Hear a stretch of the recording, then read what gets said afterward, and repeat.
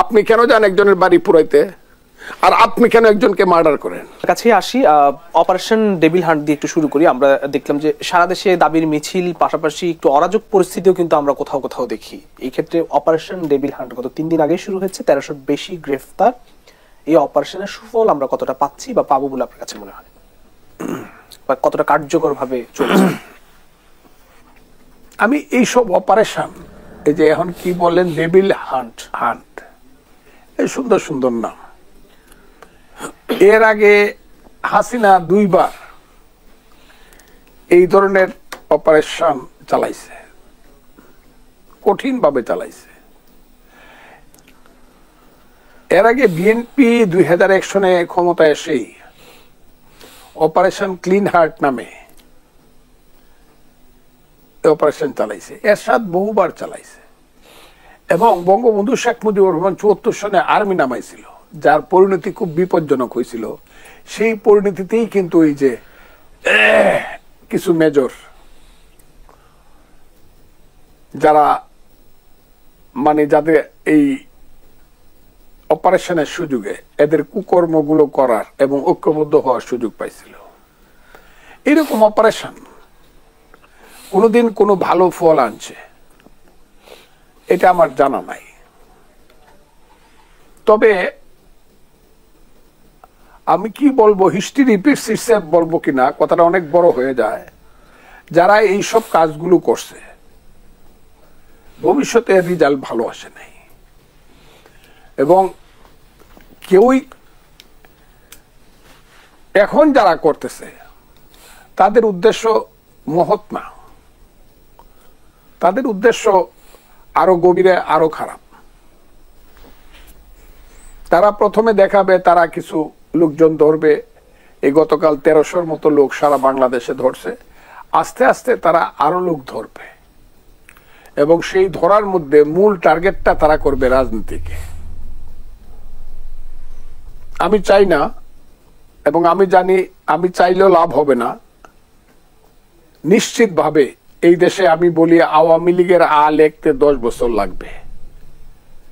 আওয়ামী লীগ মাঠে এখনই নামবে, এগুলো যারা চিন্তা করে এরা বাতুল চিন্তা করে,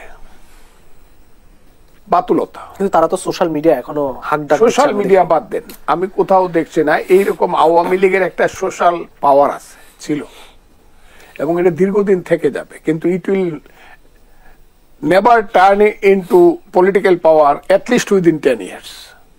10 বছরের মধ্যে এই সামাজিক যে পাওয়ারটা, এটা রাজনৈতিক পাওয়ার হিসাবে দেখা যাবে না।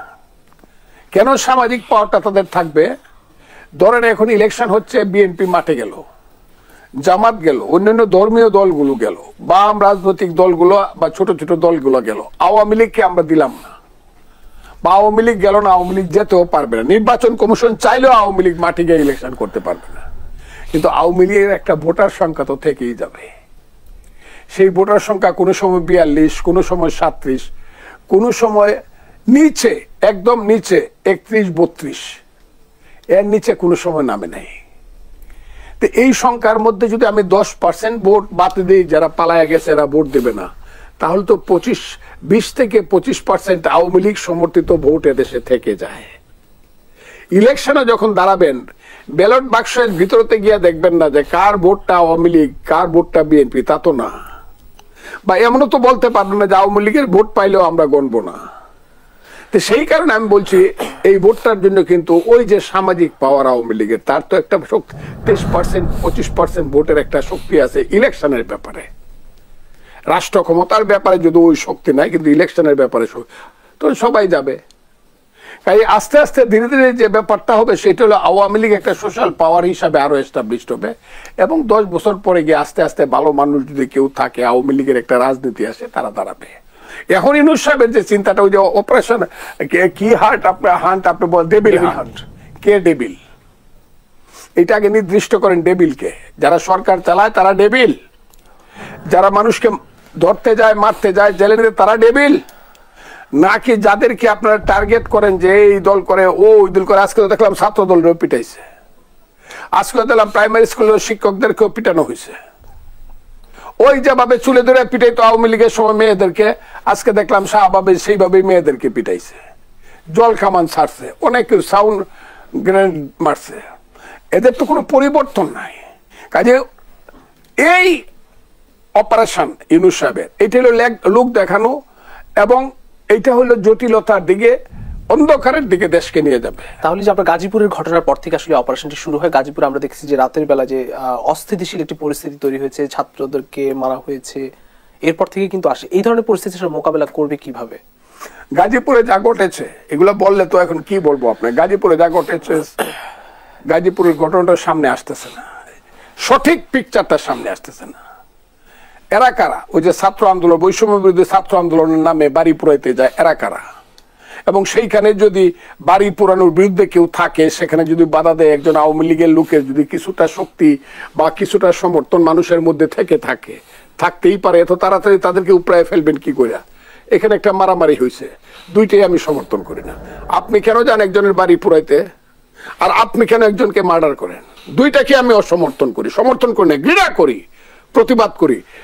বাড়ি পুরাইতে যাবে না, বাড়ি তালা মারতে যাবে আইনগতভাবে পুলিশ, তালা মারার অর্ডার দিবে আইন এবং বিচারক, এবং সেই অন্যায়কারীরা যারা আছে তাদেরকে কোমরে দড়ি বেঁধে হাতে হ্যান্ডকাপ লাগিয়ে কোর্টে হাজির করবে, না পাইলে পরে তাদের বাড়ি ঘরে তালা মেরে দিবে।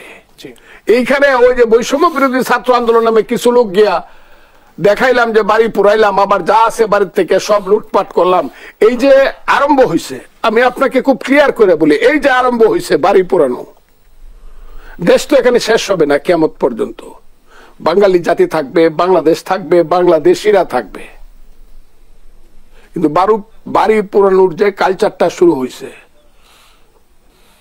আমি কি বলবো, এর চেয়ে সর্বনাশা একটা সিদ্ধান্ত এই পৃথিবীতে, এই দেশে কোনোদিন হতে পারে না, কোনোদিন হওয়া উচিত না, একজনের বাড়ি পুরায় দেওয়া। যখন এক জায়গায় আসি আমার সবসময় মনে থাকে, বাংলাদেশ তো আমি দেখছি, বাংলাদেশের জন্ম আমি দেখছি, বাংলাদেশ আমার সন্তান,